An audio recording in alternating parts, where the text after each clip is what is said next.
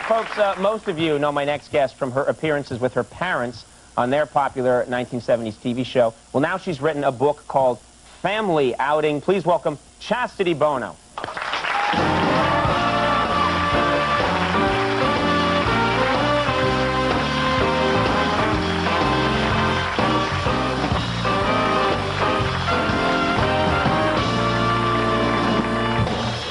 Welcome to the show. Thanks for being here. Thanks for having me. This is an interesting book, and I'm trying to sum it up. This is a book that's intended to help gay people and their families come out. Exactly. Sort of, it's the process.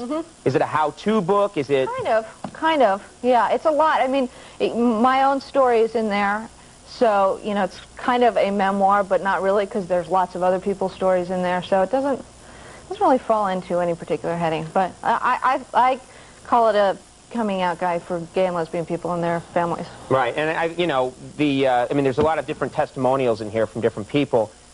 One of the most fascinating stories to me is of course your story, because your mom and dad at the time are these hip icons, right? And your mom especially is someone who I think many people would think, well, if you were going to have to come out to anybody, Cher would be the person to come out to. Do you know what I mean? Sure. She's and your mom did not take it well at all. No.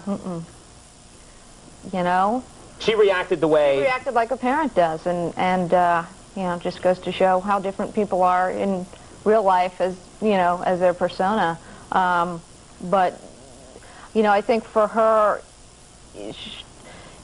parents have a certain expectation of what they think their children's life is going to be, and usually gay isn't that. And so, for her, it was kind of dealing with that.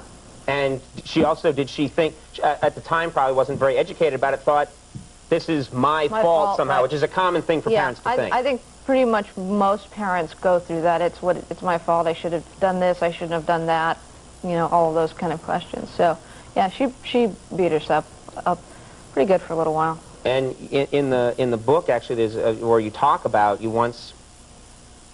mother walking in on you and your girlfriend, which shocked the hell out of her, I guess. Yeah, well, she did one of those, walk in, walk out kind of things. So, and it wasn't, we didn't talk about it. We didn't talk about it until... She just sort of came in and said, I'm going to check that pie in the oven, right. Slam.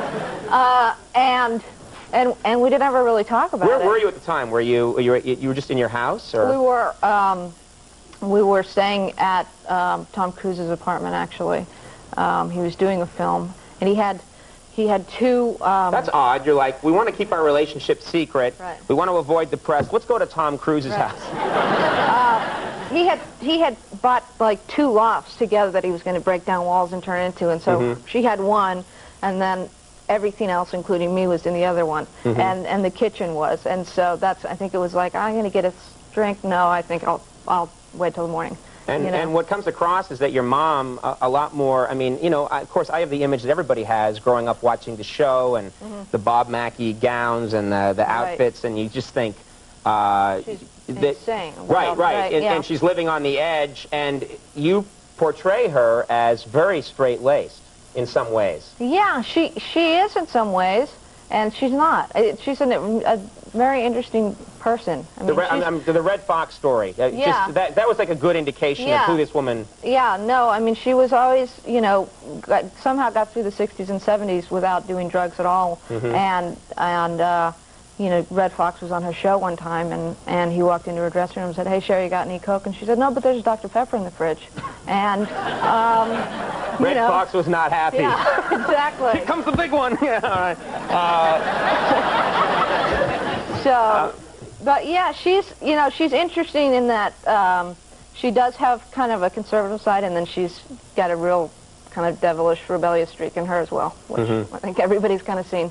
Now, one thing I have to ask before we go is that there are a lot of people, obviously, out there that have to face this decision of realizing coming to terms with their sexuality and then having to tell other people about it. Right. But I think you were the first celebrity or known person who was actually outed by a magazine, by the Star magazine. One of the first, yeah. So you were put in this position mean, there are a lot of people out there who have to go through this and say, okay, this is what I've realized about myself. Yeah. You're in a position where you've been sort of made to be a leader in this movement. Is that something you ever get uncomfortable about, where you just say, like, look, I just want to be who I am, and I don't want to have to be this poster child for this cause? Well, at the time that I was outed, I went really far back into the closet for about 5 years, and I did not want to be anybody's poster child. And then I made the decision to come out on the cover of The Advocate in '95, and it was really, I wanted to be done with it. I wanted to just to be out there, and I didn't want to have to,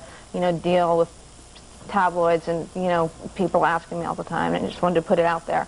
And, I really had no intention of getting involved as an activist. It leading the parade. It just kind of happened. I just, I started to get more information, and, got fired up, and I just, I kind of enjoyed it and realized that I was good at it, and so that was kind of it. I think the book is obviously a good thing for you to do, but also just a great thing for a lot of people. So, well, yeah, that's, I mean, that's why I did it. Yeah, it's out there. It's called Family Outing. It's in bookstores. And Chastity, thanks a lot for coming on the program. It was nice having you here. Chastity Bono, everybody. We're going to take a break. We'll be back. Stick around.